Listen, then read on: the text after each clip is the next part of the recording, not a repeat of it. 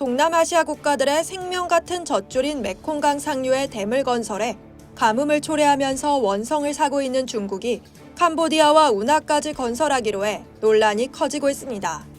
캄보디아가 메콩강 하류의 중국의 지원을 받아 대규모 운하 착공에 들어갑니다. 하지만 이 운하가 완성될 경우 곡창지대인 메콩강 삼각주가 악영향을 받을 수 있어 주요 쌀 생산국인 베트남은 강력히 반발하고 있습니다.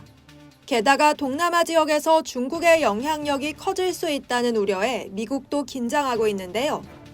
5일 캄보디아는 메콩강 하구에서 해안까지 약 180km 길이의 푸난 태초 운하 기공식을 열었습니다. 이 프로젝트는 완공까지 약 4년이 걸릴 것으로 예상되며 최소 11개의 교량과 3개의 수문 시스템이 포함됩니다. 이 운하의 건설비 17억 달러의 일부는 중국이 지원하는데요. 중국 도로교량공사는 지난해 10월 베이징에서 캄보디아 정부와 운하에 대한 투자 프레임워크 협정에 서명했죠. 4일 홍콩 사우스차이나 모닝포스트 보도에 따르면 한 전문가는 이 운하 건설로 베트남은 미국과 더 가까워지고 남중국해에서 중국에 더 강경한 입장을 취할 것이라고 전망했습니다. 캄보디아는 베트남에 대한 교통 의존도를 줄이는 등 효과를 기대하고 있습니다. 캄보디아 국제 화물의 약 33%가 메콩강을 통해 베트남 항구를 이용합니다. 캄보디아 부총리인 순 찬톨은 지난 5월 로이터 통신에 푸난테코의 목표는 화물 운송량을 10%로 줄이는 것이라고 말했습니다. 푼 마넷 캄보디아 총리는 이 운하를 역사적인 프로젝트라고 부르며 동남아시아 국가가 자신의 코로 숨 쉴 수 있게 하는 것을 목표로 한다고 말했습니다. 하지만 이로 인해 물 안보와 곡창지대인 메콩 삼각주 지역에 영향이 갈 것으로 예상되면서 베트남은 반발하고 있는데요.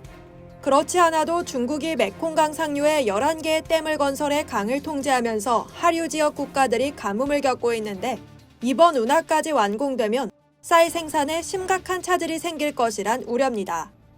환경보호론자들과 베트남 당국은 물길이 바뀌면서 베트남 하류 수백만 명을 먹여 살리는 대규모 쌀 생산 지역인 메콩강 삼각주에 피해가 심각할 수 있다고 주장하고 있습니다.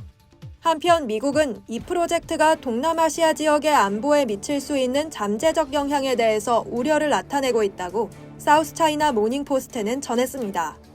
중국이 운하에 대한 투자를 통해 친중 국가인 캄보디아에 대한 영향력을 확대하고 나아가 동남아에서 군사적 영향력을 확대하는 데 사용할 수도 있다는 겁니다. CBRC는 처음 이 프로젝트를 중국의 인프라 주도 정책인 1대1로 이니셔티브와 캄보디아의 국가개발 전략을 결합한 중요한 성과로 제안했었죠. 베이징의 독립 싱크탱크 안바운드의 저우차우 연구원은 푸난테초 운하가 중국의 캄보디아는 물론 동남아 전역에서 경제적, 지정학적 영향력을 확대하는 데 도움을 줄 수 있다고 말했습니다.